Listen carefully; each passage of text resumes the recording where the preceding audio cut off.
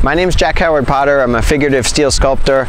I live and work in New York City. I was born and raised there, and this is my sculpture, The Muse. It's a 30-foot tall figurative steel sculpture that's galvanized and powder coated.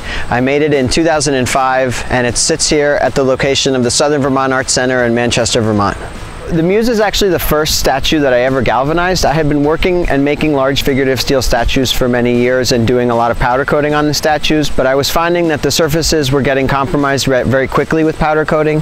I had quite a few works that were down in Florida, and between the hot weather and the UV rays, the powder coating wasn't an appropriate surface to protect the steel from corrosion. I had seen, guardrails and light posts that looked the same way 30 years later that they did 30 years before because of the galvanizing process, and so I wanted that protection, I wanted that longevity for my steel sculptures.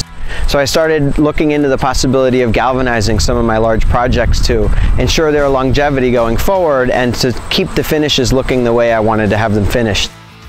Using galvanizing in my work has become so integral to the process because I know that it's going to protect the works. So going forward on every statue that I make, I plan on using galvanizing as a base coat for the steel to protect it. I don't work in some material that's not going to be degraded by nature, and I think it's really important to preserve the things that I work so hard to make, and galvanizing really offers me the opportunity to preserve my vision of my sculptures. Sustainability is such an important part of what I do. I make my sculptures because I want people to see them, I want them to be in the landscape, and I want them to look the way that I intend them to look for a long period of time. It also allows the powder coating to function as a color and as a separator from the landscape for a longer period of time than if the powder coating were on there by itself. The maintenance has been absolutely zero. The coatings have held up really, really well over time. The galvanizing prevents the steel from having any kind of corrosion. The powder coat on top of that has been very, very strong, and in areas where there has been some sort of degradation in the powder coating finish, the galvanizing underneath has acted as that barrier between the air and the water to protect the steel.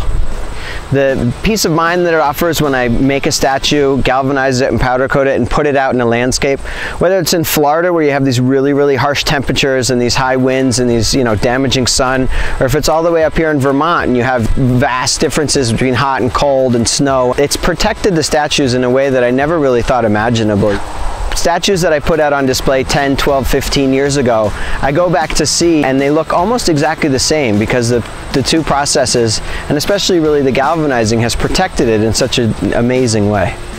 It's become part of my medium, really.